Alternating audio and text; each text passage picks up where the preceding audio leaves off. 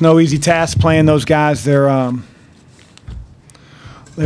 as good as it gets in college basketball, and it was going to take a monumental effort from our team for 40 minutes, and I think that's what we gave. Really proud of our team. You know, you have those thoughts, I'm sure, as players and as coaches, like, you know, everybody reminds you, you guys have never beaten Villanova since you've been in the league. You know, the average margin of victory is yada, yada, yada, and our team was able to shrug all that stuff off and compete against what's been the best team in our conference for the last few years. I'm happy for our team. Seems like having Edmond back for this game really changed the complexion. He contributed so much on both ends of the floor. Yeah, I'm not going to take anything away from Villanova's effort in Game 1. They were better than us. It certainly was a weird game just because of where our players' minds and coaches' minds were after Edmond went down. But, you know, he just presents such a challenge for the other team. You know, I truly believe we have a special passing team, a very willing passing team. But he's the catalyst, and when he gets in the lane, it causes guys to help. And now our other players can play off bad closeouts. They can get enough space for their shot, and we can dump it down inside. And you know, with that out, it's not as easy. And you know, he had a tremendous game tonight. What was the key defensively on Arch and Harden?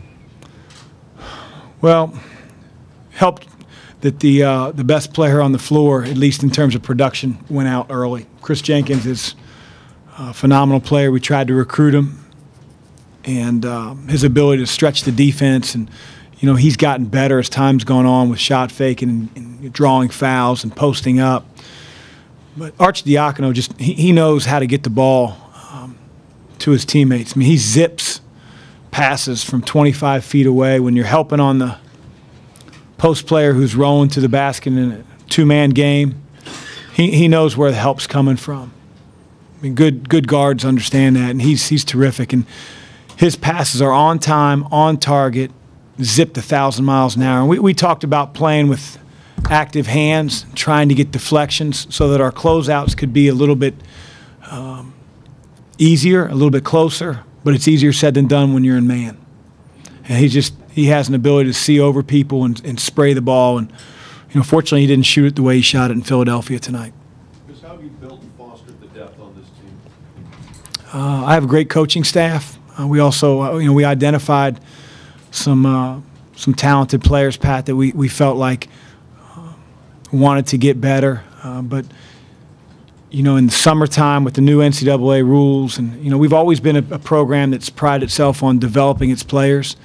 And you know, our guys are extremely coachable, both with team concepts and individual skill instruction.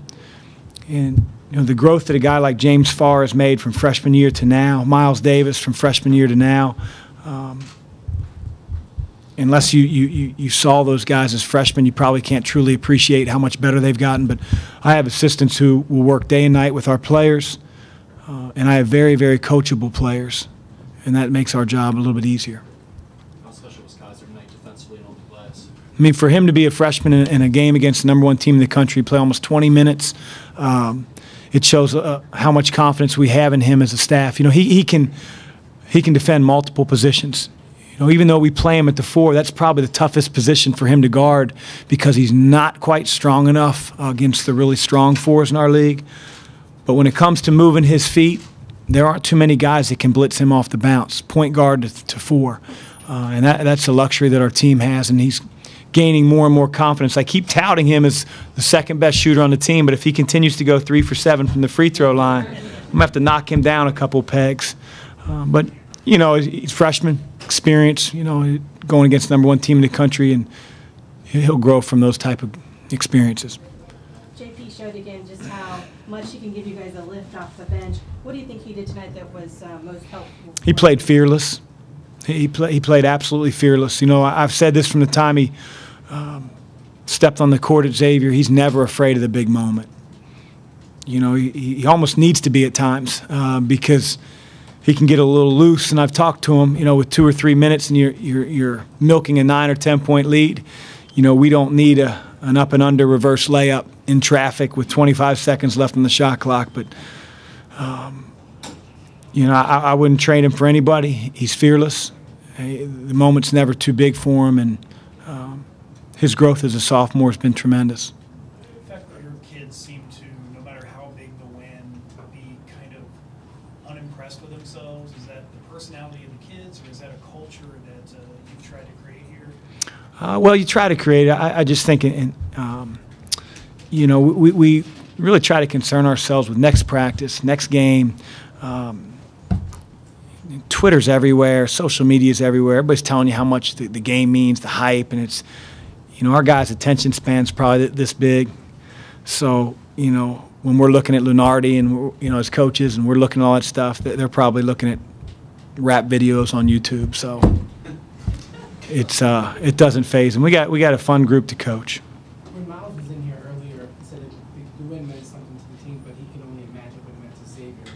Having been here for a while, can you explain what this win means for you? Well, it's not the first time we've beaten number one, and I say we, as in Xavier. It's the first time for this group in that locker room, and you know, 10 years from now, 15, 20 years from now, they'll remember that. But I think we have bigger fish to fry.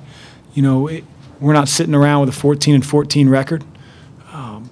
You know, we have a group that if they continue to get better, the sky's the limit, and I think our team understands that.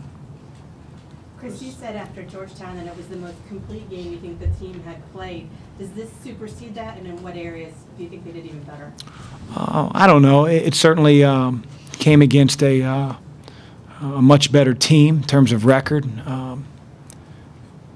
But, you know, we don't sit around and compare. You know, I was really happy the way we played at Georgetown. You know, they got us the first time around. Same with Villanova. They got us the first time around, and we responded tonight. Chris, how much does like this high-level primetime hype mean? The Big East is still kind of its infancy, I guess. Well, I think it was, you know, if you're a college basketball fan, you tuned in tonight. You saw some high-level basketball. You saw some teams competing their tails off. You saw some players that are going to play at the next level at some point on both sides. And, you know, I would say two well-coached teams, but I don't like to pat myself on the back, so I'll say at least one well-coached team out there. Do you wish the fans stormed the court? I know the announcer seemed like he didn't. I don't know. I don't know what the announcer said, but you know, again, if we were 14-14, we'd probably storm the court. But I think it'll be a little bit odd for the number 5 team in the country to storm the court. My 2 daughters did, so maybe they're out of line. To ground them. Good luck on my younger one. Kind of building off that, there were several moments where the players, you know, interact with the crowd, try to get them pumped up. You acknowledged the student section at the end of the game. What kind of impact do you think the crowd had? Huge impact. You know, our fans are awesome. Our students have been great all year. The luck of the schedule had our students here at virtually every Big East game, where a year ago it seemed like they were at 3, and then they were on Christmas break, you know, spring break, you name it, every break that Father Graham could come up with. But, you know, it was awesome to see. It's when you run through that tunnel as a player or you come down the stairs in introductions, how can you not be ready to play? And, you know, Xavier basketball has had those type of crowds for as long as I can remember. And, you know, it's why we want to have one of the top home court winning percentages in all of college basketball.